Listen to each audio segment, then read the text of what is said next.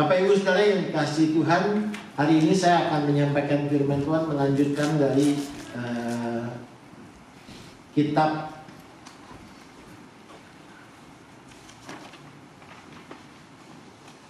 Acts atau Kisah Para Rasul pasal yang ke-18, ayatnya yang pertama sampai dengan ayatnya yang ke-23. Setelah minggu yang lalu Marvian membawakan firman Tuhan dari pasal sebelumnya, dan hari ini kita akan melanjutkan dengan tema sebab aku menyertai engkau, atau di dalam bahasa Inggris I am with you. Dan ayat yang menjadi dasar dari firman Tuhan pada khotbah saya hari ini, saya tentu tidak bisa membahas seluruh 23 ayat, nanti terlalu panjang. Dan saudara tahu saya kalau khotbah mau mengusahakan lebih pendek, paling tidak dari Pak Haryanto ya. Kalau dari Marvian mungkin masih lebih panjang sedikit. Tapi saya memfokuskan kepada dua ayat ini, slide. Yang pertama adalah ayat yang ke-18, pasal 18 ayat yang ke-9, dan pasal 18 ayat yang ke-10.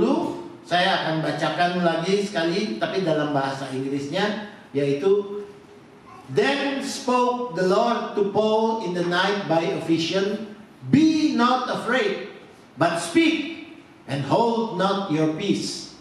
For I am with you, and no man shall set on you to hurt you, for I have much people in this city. Kalau kita lihat ayat ini di dalam bahasa Indonesianya tadi sudah dibacakan, tapi saya bacakan sekali lagi buat saudara. Ayat yang ke-10, di situ dikatakan, jangan takut. Pada suatu malam berfirmanlah Tuhan kepada Paulus dalam suatu penglihatan, jangan takut, teruslah memberitakan firman, jangan diam. Sebab aku menyertai engkau, dan tidak ada seorang pun yang akan menjamah engkau dan menganiaya engkau. Sebab banyak umatku di kota ini. Kalau kita melihat dari tema ini, cuma ada 4 kata. Sebab aku menyertai engkau, atau dalam bahasa I am with you. Siapakah I am? Saya akan bahas keempat kata ini. I am adalah God Himself, Allah Yahweh sendiri, Yehova. I am. Yah itu YHWH itu adalah jati diri nama dari Allah Yehova di dalam perjanjian lama dalam bahasa Ibrani. Bahasa Ibrani itu tidak ada vokalnya. Jadi saudara mau baca Yahweh boleh, mau baca Yohwoh juga boleh, terserah. Tapi umumnya dibaca Yahweh. Jadi kalau misalnya BTK, ini nggak ada Pak ini ya, Pak Pohan ya. Jadi kalau BTK, saudara mau baca Batak boleh, mau baca Botak, maaf yang Botak saya nggak menyinggung ya, juga boleh. Mau baca batik seperti baju yang dipakai Lady boleh juga. Mau baca butak boleh juga. Kalau lagi susah, pas dapat tema yang susah mau khotbah, butak saya kan. Apalagi Pak Haryanto gitu kan, mana habis khotbah Pak Yosafat yang bagus, kita kan mesti khotbah bagus juga ya Pak ya. Puyang juga kan, dia enak sekali-sekali khotbahnya. Kita yang tiap minggu, itu Pak Haryanto kan, tiap minggu gitu kan, udah gitu diledekin terus sama Pak Robi panjang. Tapi itu bahasa Ibrani, Yahweh itu nggak ada. Jadi mau butak, botak apa tetap. Tapi di dalam bahasa Inggris itu jelas I am. Dan di dalam Keluaran pasal 3 ayat 14 itu jelas Allah berkata kepada Musa, I am that I am. Thus shall you say unto the children of Israel, I am has sent me unto you.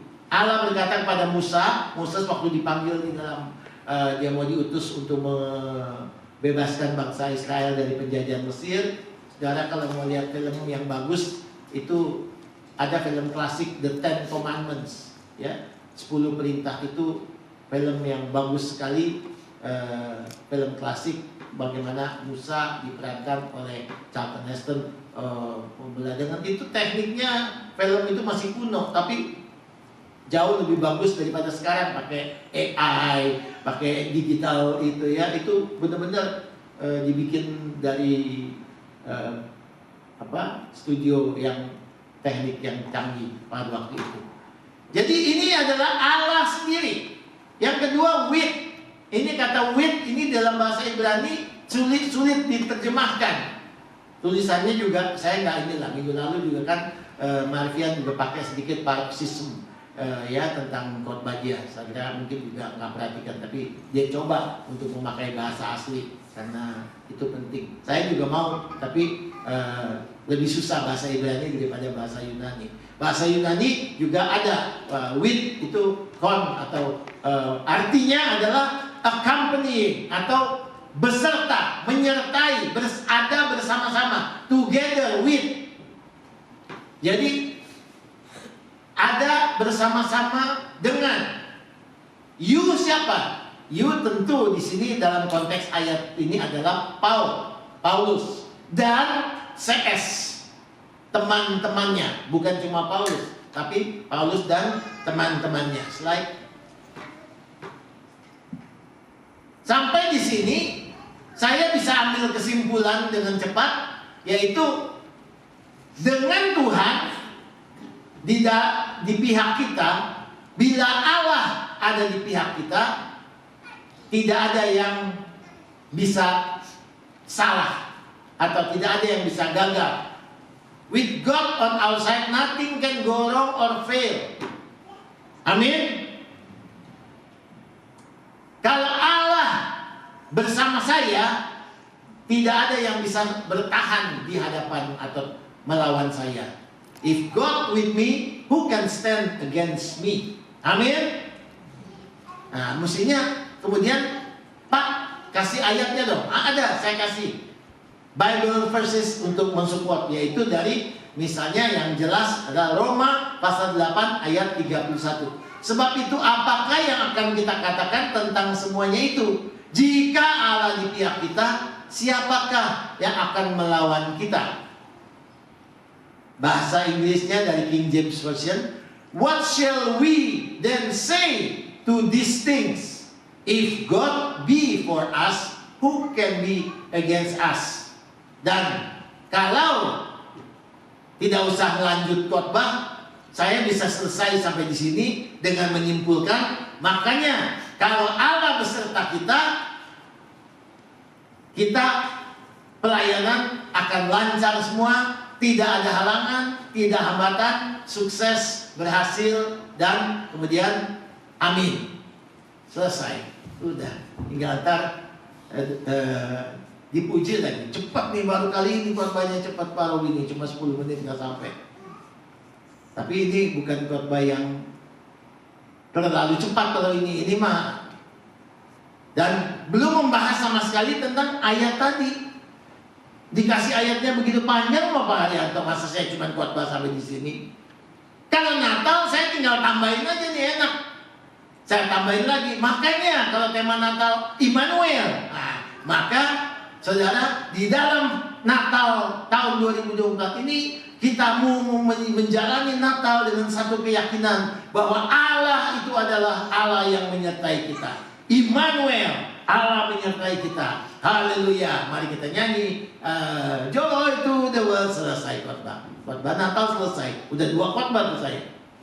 Enak ya kalau khotbah begitu ya? Nggak enak, kecepatan Pak, betul nggak? Iya kan? Belum juga ngantuknya hilang. Apalagi ayatnya, kemana ayatnya? Maka ini saya cuma kasih contoh khotbah yang singkat, tetapi bukan yang proper. Mari kita lihat lebih lanjut, ada slide-nya berikutnya. Let us browse Act 18 thoroughly.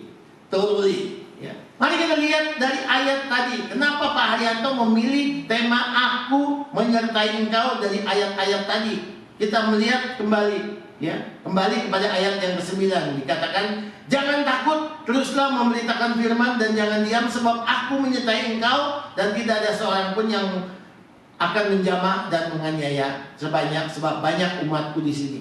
Kalau kita lihat dari pasal 18 ayat 1 sampai dengan 23 tadi, kita melihat, saya secara cepat saja melihat. Pertama, Paulus banyak sekali masalah waktu ada di Korintus ini. Betul? Oh, lihat saja. Dia baru saja melayani, dia sudah ayat 6. Tetapi ketika orang-orang itu memusuhi dia dan menghujat dia, sudah ada orang yang memusuhi dan menghujat dia. Kita melihat banyak orang yang oppose. Many people oppose Paul. Dan Paulus kemudian mengatakan, biarlah darahmu tertumpah atas kepalamu sendiri, aku bersih tidak bersalah, dan mulai sekarang aku akan pergi kepada bangsa-bangsa lain. Melalui penolakan, Paulus stop pelayanan, lalu Paulus pindah melayani. Kalau ada penolakan, memang kadang-kadang kita perlu stop, tidak ngotot, belajar dari firman. Kadang-kadang terus tidak minta, tapi di sini ada juga waktunya. Kita mesti tahu kapan Tuhan memimpin untuk pindah, kapan Tuhan memimpin untuk pergi, kapan Tuhan memimpin kita untuk stay, dan kapan Tuhan memimpin kita untuk tetap bertahan di dalam pelayanan. Ini belajarnya. Di situ Paulus pergi. Lalu kita belum selesai, kemudian Paulus ayat yang ke 12. Tetapi ketika Galio menjadi gubernur di Akaya, bangkitlah orang-orang Yahudi melawan Paulus. Sekarang orang-orang Yahudi sendiri, bangsa Yahudi sendiri. Paulus juga melayani orang Romawi dan sebagainya. Tapi ini bangsa Yahudi sendiri, orang-orang yang relatif adalah umat Tuhan. Tetapi ini yang menjadi penghalang. Jadi secara umum kita melihat ministry atau pelayanan Paulus ini tidak lancar, tidak mulus. Paul's ministry was not smooth. Bahkan boleh dikatakan, ada yang mengatakan gagal. Kenapa? Karena sampai dia dibawa ke pengadilan. Yang gubernurnya itu namanya Galio. Bahkan kalau kita lihat di dalam ayat yang ke-17, di situ ada seorang yang bernama Sostenes. Maka semua orang itu menyerbu Sostenes, kepala rumah ibadat, lalu memukulinya di depan pengadilan itu. Bukan cuma Paulus. Saya pernah khotbah beberapa waktu yang lalu, Paulus dirajam, di stone to death. Ada yang bilang Paulus nggak mati, cuma pingsan, lalu diseret. Saya membaca juga ada banyak yang mengatakan Paulus sungguh mati. Pak Herman kasih gambar yang bagus sekali waktu itu. Tembok gelap, gambar bayangan orang-orang kayak monster hitam, lalu Paulus sendirian di bawah sudah tergeletak. Saya katakan waktu itu, dan saya setuju dengan orang-orang yang menyatakan sebetulnya mungkin Paulus sudah mati, cuma dibangkitkan, tapi nggak ada yang bisa pasti. Karena yang kita lihat di gambar itu, batunya bukan batu-batu kerikil atau batu cincin, tapi batunya sebesar-besar kepala kerbau. Dan itu ada di samping badannya Paulus. Sehingga rasanya sih orang kalau ditimpukin sampai batu seperti itu sih bukan cuma mati, ya, mati beberapa kali. Ya. Tetapi di sini dikatakan mereka semua menyerbu Sostenes, kepala memukulinya di depan pengadilan. Di Indonesia kalau saudara naik mobil nabrak motor, saudara biar nggak salah juga hati-hati, jangan so jago dah, nyerah aja dah, ya. Bisa digebukin sampai mati. Kalau saudara naik motor nabrak kucing, jangan didiamin, ya, bisa mati juga kucingnya. Ini yang terjadi. Maka banyak orang mengatakan, wah ini bagaimana Tuhan ada di pihak kita, Tuhan menyertai kita, Tidak ada buktinya, ini ada. Saudara jangan cuma lihat ayat ini yang tadi. Mari kita lihat lagi. Di dalam Paulus tadi dikatakan, sebab banyak umatku ada di sana. Slide yang sebelumnya Pak, ayat 9-10. Bukan, yang depan sekali, yang 2. Lagi. Nah, ayat yang kedua, yang 10 mengatakan, for I have much people in this city. Saudara, ini firman Tuhan. Dan kalau saudara lihat kembali dari ayat yang tadi Pak Ari bacakan, maka di dalam penyertaan Tuhan, Tuhan menyertai juga dengan cara aku memberikan orang-orang untuk menyertai engkau. For I have much people in this city. Sebab banyak umatku di dalam. Siapa? Kita melihat dan catatan dari ayat 1 misalnya tadi yang sudah kita baca. Ketika Paulus ayat kedua, di Korintus dia berjumpa dengan seorang Yahudi bernama Aquila. Karena Aquila bersama dengan Priscilla, istrinya adalah sepasang suami istri yang sangat berarti di dalam pelayanan dari Paulus. Kita nggak tahu Paulus punya pendamping istri atau enggak. Ada yang bilang enggak. Ya, kalau Petrus jelas punya istri, ya, karena ada mertuanya. Ya. Yang di Injil dikatakan mertuanya sakit, lalu Tuhan Yesus diminta untuk menyembuhkan. Kalau Paulus kita nggak tahu apakah dia ada istri, ada mertua. Tetapi di dalam pelayanannya ada sepasang suami istri bernama Aquila dan Priscilla. Saudara, kalau tidak bisa menjadi Paulus, jadilah Priscilla dan Aquila. Amin. Saudara, tidak bisa menjadi Pak Haryanto, apalagi jadi istrinya Pak Haryanto, punya beliau. Tapi sebenarnya bisa menjadi Priscilla dan Aquila yang menopang perjalanan atau pelayanan beliau.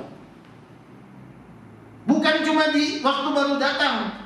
Di Korintus ia berjumpa dengan seorang Yahudi bernama Aquila yang berasal dari Pontus. Ia baru datang dari Italia bersama dengan Priscilla.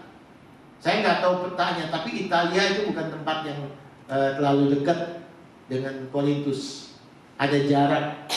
Dia bukan orang di Korintus, tapi dia mau datang ajak istrinya. Bukan mau jalan-jalan. Saya kalau dengan hamba Tuhan kami jalan-jalan seperti Pak, itu ada rasa iri juga ya. Waduh, baru dari Kanada, lihat ini itu. Bapak benar belum?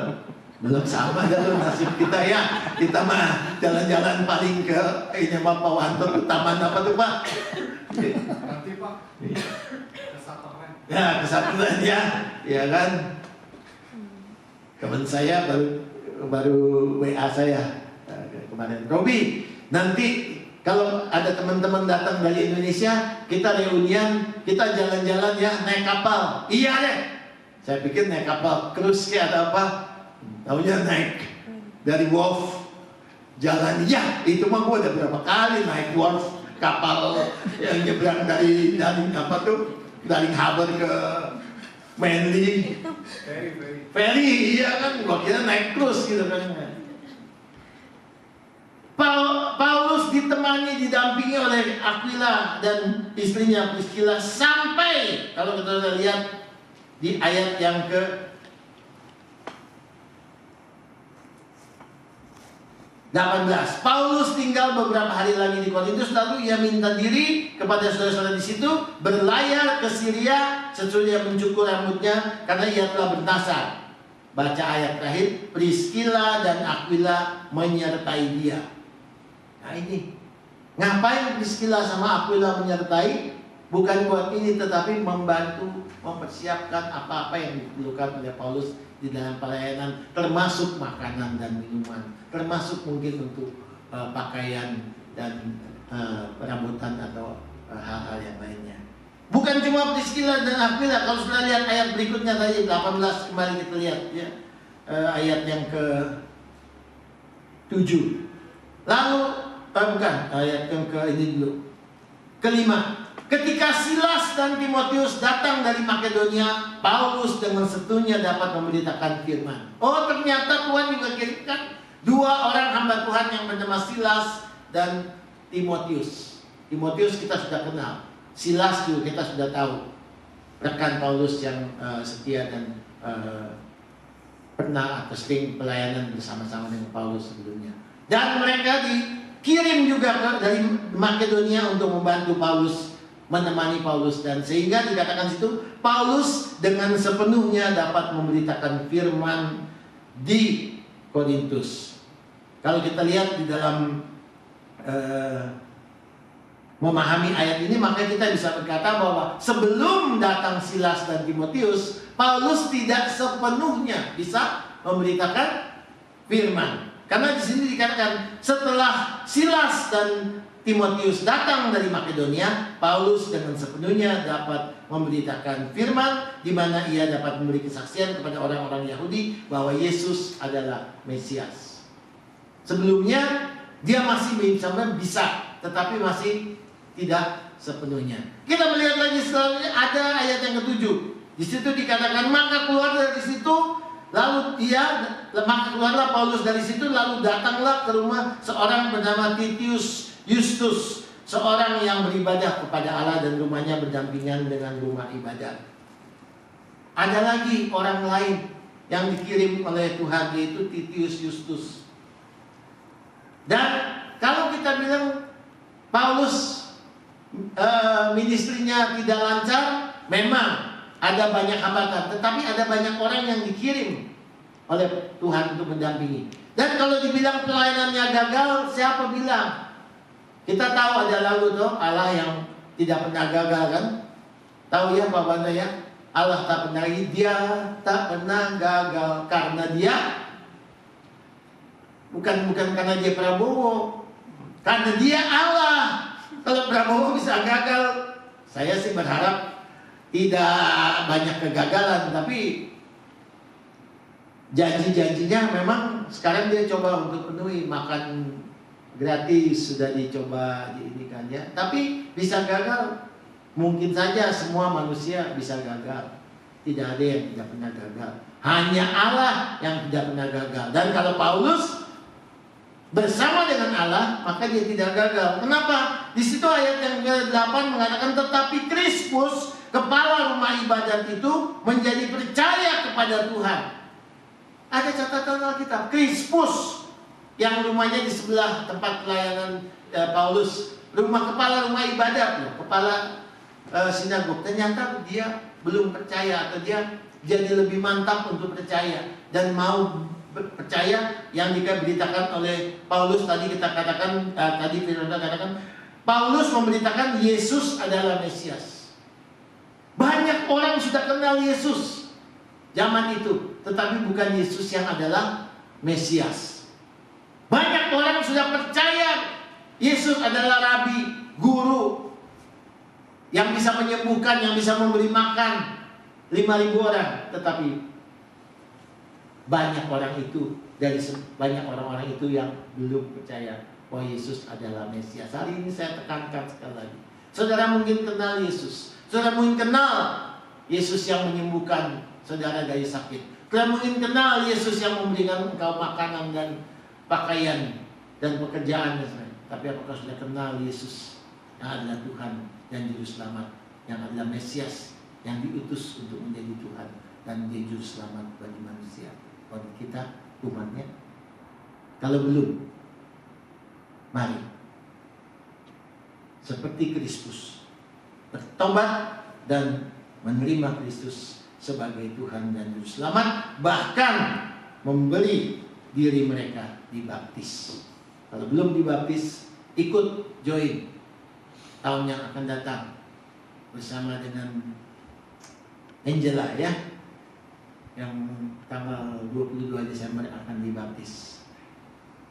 Tahun depan pasti Pak Haryanto akan menyediakan kembali baptisan dan CD katekisasi untuk setiap kita yang mau menerima dan dilayani sakramen baptisan. Karena apa? Karena Kristus yang kita rayakan setiap hari Natal adalah Kristus yang mati di kayu salib untuk menebus kita umatnya yang berdosa, menghapus dosa dan memberikan kita kepengampunan dan keselamatan. Itulah makna dari yang Paulus beritakan Yesus adalah Kristus atau Mesaya atau Mesias. Dan di situ dikatakan bukan cuma Krispus, dikatakan Krispus kepala rumah ibadat menjadi percaya kepada Tuhan bersama-sama dengan seisi rumah. Di dalam bahasa Inggrisnya dikatakan, and Crispus, the ruler of the synagogue, believed in the Lord with all his house. Bukan cuma itu, di dalam bahasa ini ditambah, and many of the Corinthians there hearing believed and were baptized. Bukan cuma satu keluarga, bukan seisi keluarganya, tetapi orang-orang sekitar kota tempat tinggalnya. Mungkin kalau dia seperti RT begitu, satu RT itu percaya dan bertobat. Kalau dia punya misalnya mertua, punya ipar, adik, kakak, punya keponakan, semua punya keponakannya, punya tetangganya, semua ikut percaya dan menerima Kristus sebagai. Ini bagian dari itu, ya. Dan kalau saudara lihat Paulus pelayanannya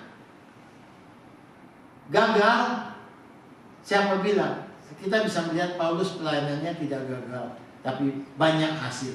Bahkan waktu kita melihat di bagian akhir, ada seorang supporter yang namanya Sostenes tadi dianiaya, bukan cuma Paulus. Tetapi apakah itu berarti Paulus gagal? Tidak. Karena apa? Paulus tidak gentar meskipun Sostenes dianiaya, tetapi kita melihat Tuhan pakai gubernurnya itu, si Galio itu menjadi gubernur. Dia mau dipakai oleh orang Yahudi untuk menganiaya atau mengadili Paulus. Kita melihat Tuhan tidak izinkan, sehingga gubernur ini berkata waktu hai orang-orang Yahudi, jadi sekiranya dakwaanmu mengenai suatu pelanggaran atau kejahatan, sudah sepatutnya aku menerima perkaramu. Tetapi kalau hal itu adalah perselisihan tentang perkataan atau nama atau hukum yang berlaku di antara kamu, maka hendaklah kamu sendiri mengurusnya. Aku tidak rela menjadi hakim di antara mereka dan kamu. Jadi ini yang dikatakan oleh Galio, tidak mau dipakai oleh orang-orang Yahudi untuk menghakimi Paulus dan teman-temannya. Mereka yang itu juga ngerti ini urusan sendiri, nggak boleh. Jadi dia katakan, I am not minded to be a judge of this matter. Dan selanjutnya dia mengusir mereka pergi. And he drove them from the judgment seat. Diusir. Ini adalah apa yang kita lihat dari bukti bahwa Tuhan menyertai bersama-sama Paulus dan teman-temannya. Sostenes memang menganiaya. Maka saya katakan kita tidak selalu melayani Tuhan itu tidak ada aniaya, tetapi di dalam aniaya Tuhan beserta. Amin. Di dalam penganiayaan Tuhan pasti memberi kekuatan. Amin. Di zaman perjanjian lama pun Allah begitu kok. Ada satu nabi sudah dikepung oleh musuh. Bujangnya bilang, aduh, kita dikepung begini banyak musuh, bagaimana nih, mati nih kita nih, gak bisa lari, gak bisa ini. Ya, kita lihat nanti, tanya Pak Haryanto ya, siapa itu ya. Dan lalu Nabi ini bilang, jangan takut. Lalu dia, Tuhan bukakan mata bujangku ini biar dia lihat. Dan ternyata di sekitar itu ada banyak, jauh lebih banyak tentara malaikat yang bala tentara malaikat yang menjaga. Jadi kadang-kadang kita nggak melihat, tapi Tuhan sudah sediakan. Kadang-kadang kita belum melihat, tapi sebenarnya Tuhan sedang memberikan atau sudah menjaga. Jadi jangan takut. Maka firman yang tadi mengatakan jangan takut, tetaplah beritakan ayat 9. Teruslah memberitakan firman, jangan diam. Saya juga tetap. Cuma memang kita harus peka. Kapan waktunya harus stay, kapan waktunya harus pergi. Sebab aku menyertai engkau. Jadi kalau kita mau melihat lebih mengerti lebih baik dengan lebih proper bagaimana memahami tema ini, maka kita bisa melihat pertama I am with you, tema dari kami adalah Allah itu menyertai kita, tetapi melalui cara atau jalannya sesuai dengan kedaulatannya. God be with Paul, but in this way according to his sovereignty. Atau dengan kalimat yang beda, Tuhan bekerja sesuai dengan kehendaknya untuk menggenapi rencananya atau tujuannya atau maksudnya. God works according to his will to fulfill his purpose, not ours. Dan kita hanya sekedar hambanya yang harus mentaati, mengikuti, menuruti, menjalani apa yang Tuhan perintahkan buat kita. Terlepas dari mungkin ada susah, ada sulit, ada halangan, ada tantangan, ada hambatan, tetapi Tuhan terus menyertai. Maka Tuhan Yesus pernah mengatakan di dalam Lukas 17 ayat 10, demikianlah juga kamu, apabila kamu telah melakukan segala sesuatu yang ditugaskan kepadamu, hendaklah kamu berkata, kami adalah hamba-hamba yang tidak berguna. Kami hanya melakukan apa yang harus kami lakukan. Dalam bahasa Inggris terjemahan American Standard Version, even so you also, when you have done all the things that are commanded to you, say, we are unprofitable servants. We have done that which was our duty to do. Slide.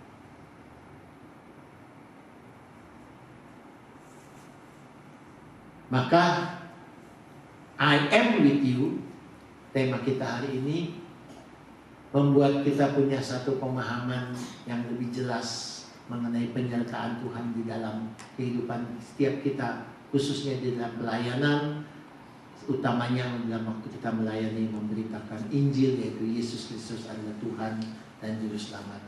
Yaitu yang pertama, jangan khawatir, jangan takut, jangan bimbang, jangan ragu, meskipun ada aniaya. Amin. Enggak berani amin ya, takut ada aniaya Pak. Lu mau takut, lu mau enggak, kalau Tuhan izinkan aniaya maka tetap aja ada. Asal Tuhan mau izinkan ya. Kalau Tuhan gak izinkan, minta pun belum tentu dikasih. Aniaya, gak kuat, karena Tuhan tahu setiap kekuatan dan kesanggupan kita. Tetapi yang penting, do not be afraid, ayat 9 tadi. Jangan takut, teruslah memberitakan firman. Yang kedua, percaya dan taat.